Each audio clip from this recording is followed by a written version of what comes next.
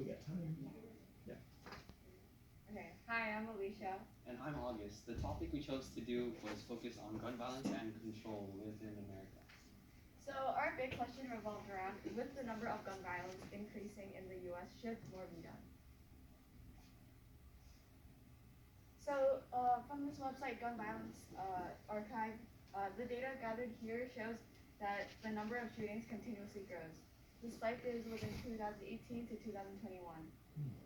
So between 2014 and 2018, there was an average of 334 deaths each year through gun violence, within the range of 272 and 382. However, the numbers have reached 658 so far, and this year, and this is more than double the amount of deaths 7 years ago in 2014. So what can be done to help this problem? We thought of four ways: enforcing more laws, educating people about gun violence, taking stronger measures, and spreading public awareness. But will any of these next steps work if put into action? Would any of the gun attacks still continue to occur, or could it have been prevented? We gathered four different examples to figure out how successful our next steps would be. Our first idea was to enforce more laws. During the Oxford High School shooting, 15-year-old Ethan Crumley killed 4 people, injuring 7 others. Could this have been prevented?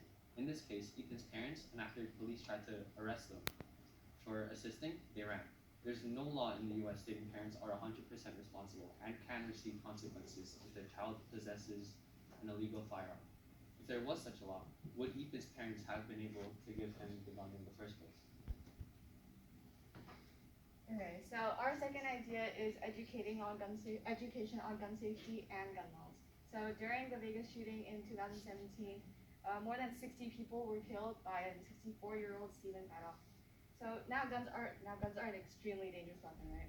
So anyone misusing this can cause a lot of chaos.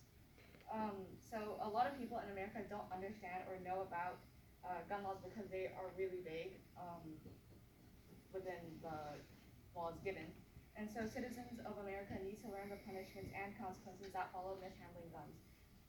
Mandatory gun safety programs could even be enforced to educate about gun laws, and missing attendance would result in a fine. So this is another law the government could possibly integrate within. Our third idea is taking stronger measures. This incident involving actor Alec Baldwin firing a prop gun loaded with a live bullet Anton and proves why gun safety and education on the topic is so crucial. Firing a live bullet with a prop gun clearly violates all and any gun safety rules. This shows that even handlers of guns are extremely careless around these weapons. Even if it was a prop gun, a gun should still be checked every time to ensure the safety of everyone around. If a live bullet fired from a prop gun can kill someone, live bullets from a real gun pose an even bigger threat. Something needs to be done to place stronger measures. Okay, so our final idea is to spread public awareness. So in 2012, on December 14th, Sandy Hook High School in Newtown, Connecticut was attacked by Adam Lanza, who was said to have mental problems. 9 years ago, the population in Newtown was quite small, so not many people knew what gun violence even was. And people were unaware that Lanza was able to possess these firearms. So through public awareness, more attention is brought to the subject to allow more people to realize how dangerous gun violence is. So the people can take action by interfering before it happens and prevent more attacks on innocent lives. But has America done anything to stop this? Action has been taken, but effort is minimal. Here and there, few people have educated their communities on gun violence, but with the soaring number of firearm attacks, it is clear that these programs have little impact on the American people.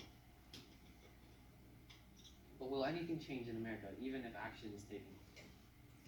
So there are a lot of countries in the world that implement strict gun laws. And one of the strictest countries following their gun laws is the United Kingdom. If a citizen wants to own a gun, the only firearm that someone can own is a sporting rifle or a shotgun. And that's after getting a license and receiving strict training.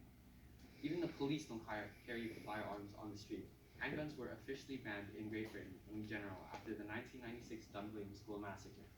Now, although it isn't as strict as the United Kingdom, Australia is still another restrictive country when it comes to firearm possession. A person has to have gotten their firearm license, and any license holders must have a reason such as hunting or sport shooting for getting their license. Even self-defense isn't a legible reason for owning a firearm in Australia. Any firearms are registered to the government by serial number in case the owner needs to be held accountable for any illegal actions. Mass shootings have gradually become regular, and the world has seen the violence occurring in the United States. So if other so if other countries can get a hold of gun violence within their communities, what is so different in America, and why is nothing being done? Thank you.